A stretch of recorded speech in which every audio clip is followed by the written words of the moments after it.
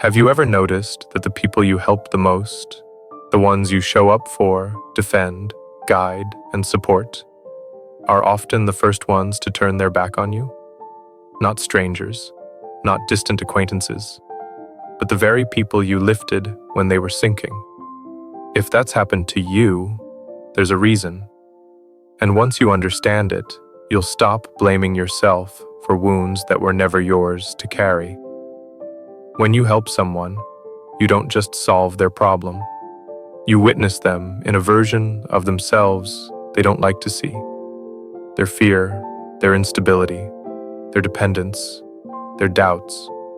And some people can handle being seen like that, but many can't, because being helped silently forces a person to confront their weakness. It creates an internal conflict they don't know how to name. In the beginning, they appreciate you. They lean on you. They trust your presence. But slowly, something else starts to grow inside them. Not gratitude, but an uncomfortable awareness of the fact that you were there when they were not enough. And instead of healing that insecurity, they begin to associate that feeling with you. That's where betrayal begins. Not in anger, not in hatred, but in shame. Shame makes people rewrite the story in their head. Shame turns a helper into a threat. Shame makes them believe that distancing themselves from you frees them from the memory of who they were when you stepped in. So one day, the tone changes. The energy shifts. Their messages get shorter, colder. Their gratitude fades. Their smile becomes forced. They start competing with you, criticizing you, or avoiding you. Not because you hurt them, but because you remind them of the moment they couldn't handle life alone. If you've lived this, it's not because you're unlucky. It's because you're a giver. And givers attract people who need more than they can offer back. But here's what nobody tells you. Some people don't actually want support.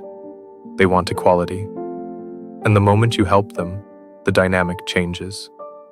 They feel lower than you, weaker than you, dependent on you. And their ego rejects that feeling. Instead of facing their insecurity, they project it.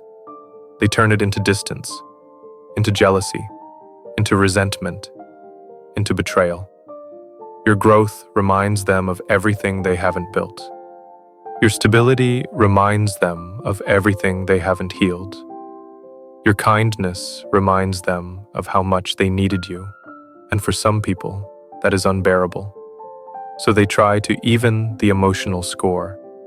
Some do it quietly, by withdrawing. Some do it loudly, by criticizing or tearing you down. Some do it silently, by pretending you don't matter. And some do it brutally, by betraying you the moment they feel strong enough to walk without you. But here is the truth you need to internalize. None of this is personal. It is psychological. It is insecurity disguised as attitude. It is envy disguised as independence. It is shame disguised as anger. An understanding that frees you, not from the pain of the betrayal, but from the illusion that you caused it. People who betray helpers do it because growth threatens them. Not your success, not your achievements, not your confidence, but the fact that you've built what they still fear to face. Envy plays a major role. Envy isn't always loud.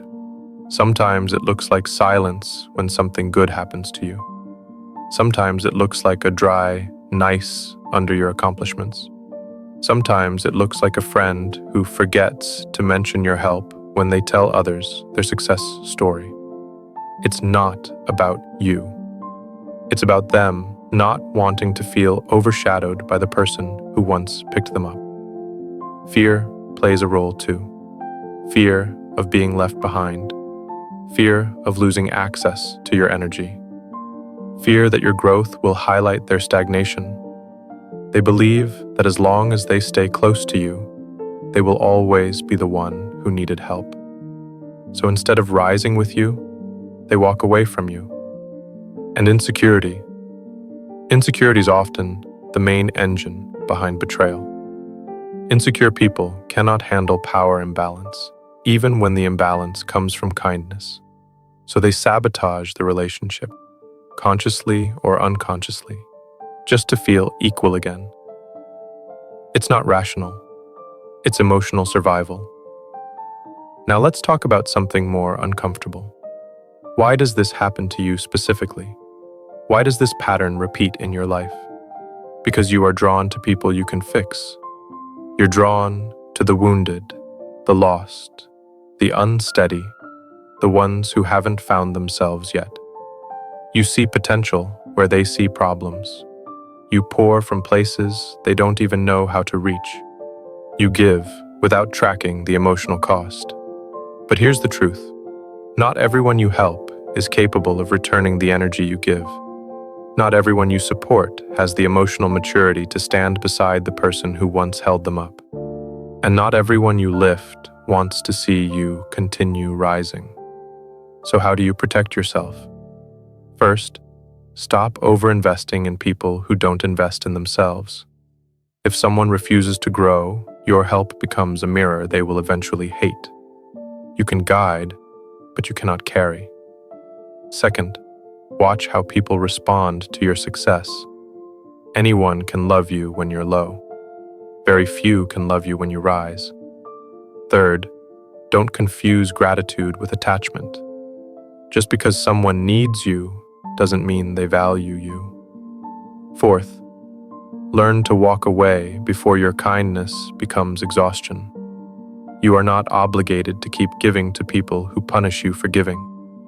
And finally, understand this. Your heart is not the problem.